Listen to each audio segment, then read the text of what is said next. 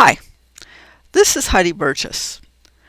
In this video, I want to talk about ways of challenging hate and malevolence, which are both causes and consequences of escalation.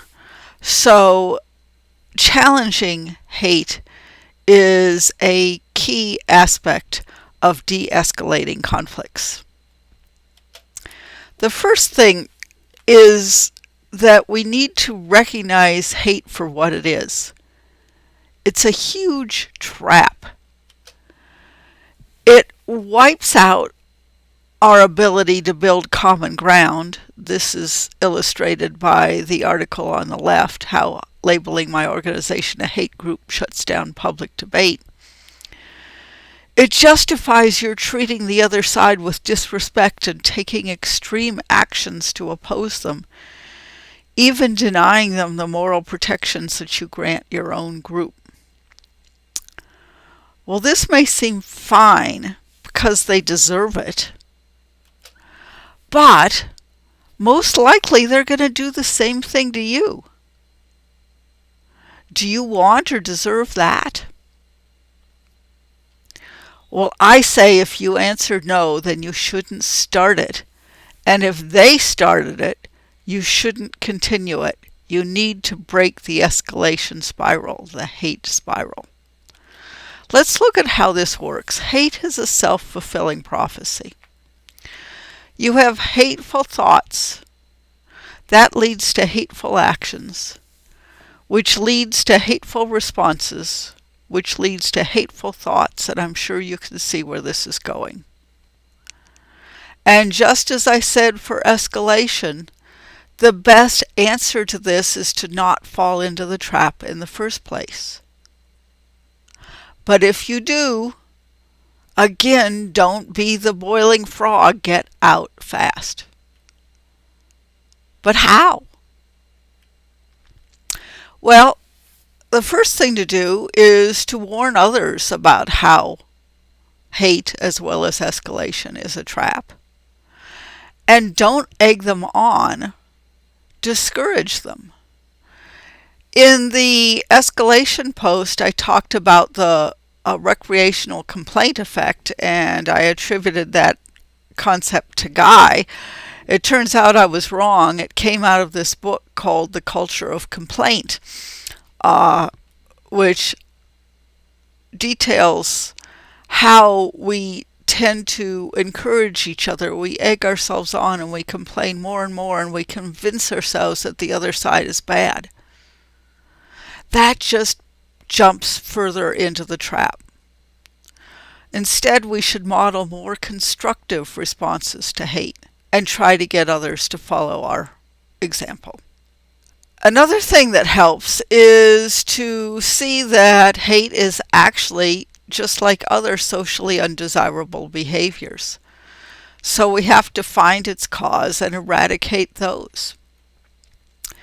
The first cause, as I've already said, is the escalation spiral. One thing that I teach in my conflict skills class is the utility of changing the way we frame our enemies or our opponents. From sitting on opposite sides of a table where we're arguing with each other, to sitting on the same side of the table and working together against a common enemy, which in this case is escalation. So if you can see that the other side is just as tied up in the escalation trap and the hate trap as you are, and reach out to them to try to get them to work with you to de-escalate the conflict, to delegitimize the hate. This is one way to give a good example to both sides of an constructive approach to hate. Another important thing is to look at yourself. Are you guilty of disrespectful actions?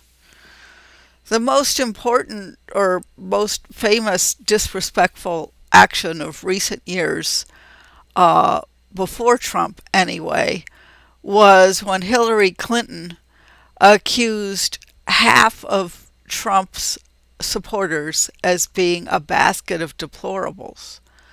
The racist, sexist, homophobic, xenophobic, Islamophobic people who constituted half of Trump's supporters. Well, of course, there was immediate backlash to that statement. And here's an article that explains that, in a sense, we're all deplorable because everybody tends to have either overt or covert biases against some groups. And certainly the left has a very overt bias, hate against Trump supporters. Is that going to get them to change their ways? No, it's just going to get them to dig them in deeper. Have you considered the possibility that some things that the other side believes are true? Usually they are. Are some of the things that you believe false? Again, usually they are. We need to be open to looking at the other side and to looking at the legitimacy of the grievances on the other side. How do we do this? Well, one way is to actively listen to or read about the beliefs of the other side, seeking understanding, not dominance, not change. The organization Essential Partners, which used to be called the Public Conversations Project, has been working for several decades, bringing together people on both sides of deep political divides. They started by bringing together people who were pro-choice and pro-life in Boston right after a abortion doctor was killed in Boston. And they successfully de-escalated the abortion conflict in Boston. They didn't get rid of it. They didn't get anybody to change their mind. But they did get them to understand that they could make much more progress understanding the other, respecting the other, than by hating the other.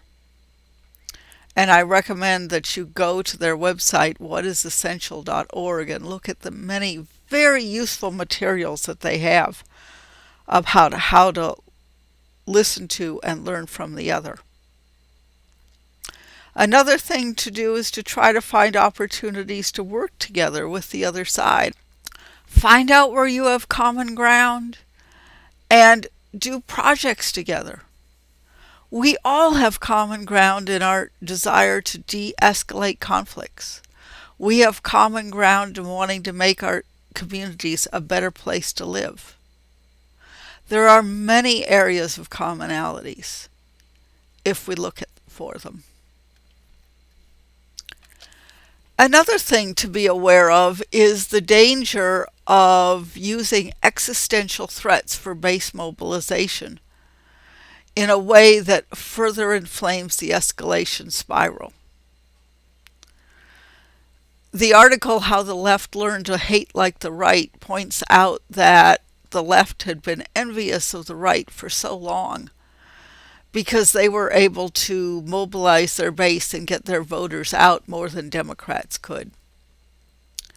But as this article points out, there are dangers for Democrats in their absolute loathing and hatred of Trump and Trump supporters. Hatred obliterates nuance and fosters conspiracy theories and further inflames the escalation spiral, which isn't going to change anybody's mind. It's just going to dig us all in deeper.